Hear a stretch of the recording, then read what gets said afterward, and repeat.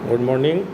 सबसे पहले तो जिन तीन स्टूडेंट्स ने इस प्रश्न का उत्तर लिखा है उन तीनों के लिए एक ही शब्द है कि आपने बहुत अच्छा उत्तर लिखा है। आप लगभग परफेक्शन की तरफ हैं, आपका उत्तर पूर्णता की तरफ है। अब चलिए इस प्रश्न पे थोड़ी चर्चा करते हैं। प्रश्न ये था कि मिनाज उस सिराज ये कहता है कि रजिया में वो सभी गुण थे जो एक सफल सुल्तान में होने चाहिए, उसमें केवल एक ही अवगुण था कि वो स्त्री थी। इस कथन की हमें समीक्षा करनी थी, इस पर अपने विचार प्रकट करने थे। देखिए, मिनाज ने जो बात लिखी वो उस समय की जो परंपरागत पुरुषों की जो दबदबे वाली मानसिकता थी उसका प्रतीक थे। लेकिन रजिया सुल्तान इसलिए असफल नहीं हुई कि वो एक स्त्री थी। हमें प्रश्न पर इस बिंदु को ध्यान में रखते हुए चर्चा करनी है, क्योंकि मैंने आपको शुरुआत में कहा था कि प्रश्न हमें निबंधात्मक प्रश्न के हिसाब से इसको ट्रीट करना, उसका उत्तर देना है। तो सबसे पहले तो हम ये बताएंगे कि रजिया सुल्तान बादशाह किन परिस्थितियों में बनी, सुल्तान किन परिस्थितियों में बनी।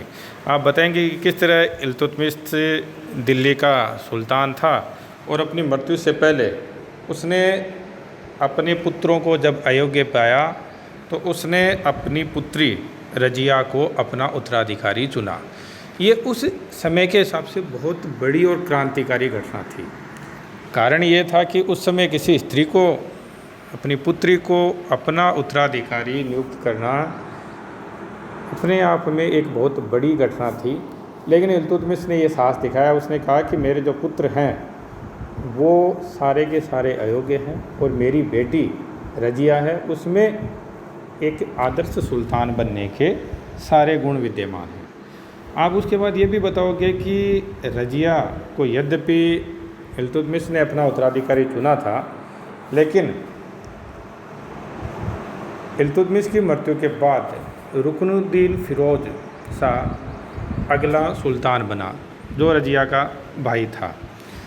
यद्यपि वो कोई ज़्यादा लंबे समय तक शासन नहीं कर पाया। आप लोगों ने देखा है कि वो अप्रैल से लेकर नवंबर तक यानी मात्र 7 माह तक शासक रहा, और उसके समय में उसकी जो माँ थी शातुर्कान, उसने अत्यधिक हस्तक्षेप किया प्रशासन में और जल्दी ही अमीर उससे परेशान हो गए और रजिया को अपना सुल्तान उन्होंने चुना। सबसे पहले तो आप बैकग्राउंड में इन चीज़ों को डिस्कस करेंगे, बताएंगे कि रजिया किन परिस्थितियों में सुल्तान बनी। एक चीज़ और देखिए, एक महत्वपूर्ण चीज़ है कि रजिया ने आम जनता से शुक्रवार के दिन, जैसा कि मैंने आपको जो PDF भेजी थी उसमें आपने पढ़ा होगा, या आपके पास जो भी पुस्तक है उसमें आपने पढ़ा होगा कि वो जो शुक्रवार की नमाज़ होती है, जिसमें जुम्मे की नमाज जिसको बोलते हैं, उसमें आम लोगों के वो सामने आई लाल रंग का वस्त्र पहनकर। लाल रंग है वो न्याय का प्रतीक है, यानी अगर आपने लाल रंग के वस्त्र पहने इसका तात्पर्य है कि आप न्याय चाहते हो। और उसने आम जनता को आकर बताया कि मेरे पिता ने मुझे अपना उत्तराधिकारी चुना था, हिसाब से दिल्ली की अगली सुल्तान मुझे बनना था, लेकिन मेरे बजाय मेरा जो भाई है रुकनुद्दीन फिरोज शाह वो दिल्ली का सुल्तान बना है, और आप लोग न्याय कीजिए कि क्या वो सुल्तान बनने के योग्य है। और दिल्ली की जनता ने उसका साथ दिया। ये मध्यकाल में बहुत बड़ी घटना थी कि लोगों ने अपने विचार प्रकट किए, या लोगों की सहायता से, आम जनता की सहायता से कोई इंसान सुल्तान बना। तो रजिया को इस तरह दिल्ली का सुल्तान बनने का अवसर मिला। इस बारे में भी आप चर्चा करेंगे। फिर जब रजिया सुल्तान बन जाती है तो उसे किन परिस्थितियों का सामना करना पड़ता है, वो भी मैंने जो आपको PDF भेजी है उसमें बताया कि दिल्ली के जो 4 प्रांतीय सूबेदार थे, मुल्तान का, बदायूं का, झांसी का और लाहौर का, चारों में बड़ी एकताएँ थी। इन चारों के जो सूबेदार थे वो रजिया के पक्ष में नहीं थे, लेकिन रजिया ने कूटनीति से उन पर नियंत्रण स्थापित किया। तो ये कहना कि रजिया एक स्त्री थी इसलिए असफल रही, हम नहीं मान सकते, क्योंकि उसने एक योग्य सुल्तान की तरह एक 4 बड़े सूबेदारों को न केवल अपने नियंत्रण में किया बल्कि उनके षड्यंत्र को विफल करने में सफल रही। लेकिन वो लोग आराम से नहीं बैठे। कारण ये था कि इल्तुतमिश तक तो सब ठीक था, लेकिन अब जो दिल्ली के अमीर थे उनकी महत्वाकांक्षाएँ जाग गई थी। वो दिल्ली के सुल्तान को अपना कठपुतली बनाना चाहते थे। रजिया से उनकी कोई समस्या नहीं थी, उनको गद्दी पर एक ऐसा इंसान चाहिए जो उनकी कठपुतली बनकर रहे, और रजिया ऐसा व्यक्तित्व नहीं था। इसलिए वो रजिया को हटाना चाह रहे थे, न कि इसलिए कि वो एक स्त्री थी। अगर वो उनके हिसाब से चलती तो वो कोई दिक्कत नहीं थी। आगे मैंने जो आपको PDF भेजी है, आपने पढ़ा होगा कि बलबन तक का जो समय है, रजिया 1240 में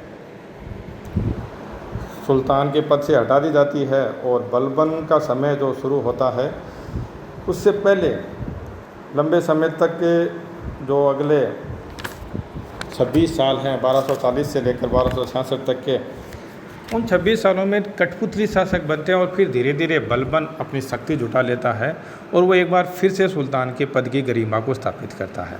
तो आप इस चीज़ पर ज़्यादा फोकस करेंगे, जैसा कि आप तीनों स्टूडेंट्स ने बहुत अच्छा लिखा है कि ये उनका षड्यंत्र था। उनको दिल्ली की गद्दी पर एक ऐसा इंसान चाहिए था जो उनके हिसाब से चल सके, जो उनका कठपुतली शासक हो। आगे के जो विद्यार्थी हैं वो भी प्रयास करें। आप देखिए, जब तक आप खुद उत्तर नहीं लिखेंगे तब तक आप सीख नहीं पाएंगे।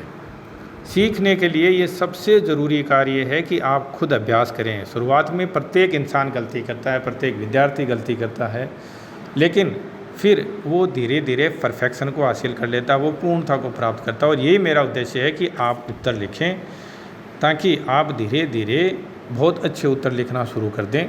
आशा है और भी विद्यार्थी जल्द ही आंसर लिख कर भेजेंगे। आप चिंता न करिए कि आपका उत्तर कैसा है, कोई दिक्कत नहीं है। आपका उत्तर प्रारंभ में अगर अच्छा नहीं है तो भी यहाँ आप सीखने के लिए हैं। आप यदि परफेक्ट होते तो उसके बाद आप कॉलेज में नहीं होते। तो आप बाकी के लोग भी उत्तर लिख कर भेजेंगे, मुझे पूरा विश्वास है। धन्यवाद।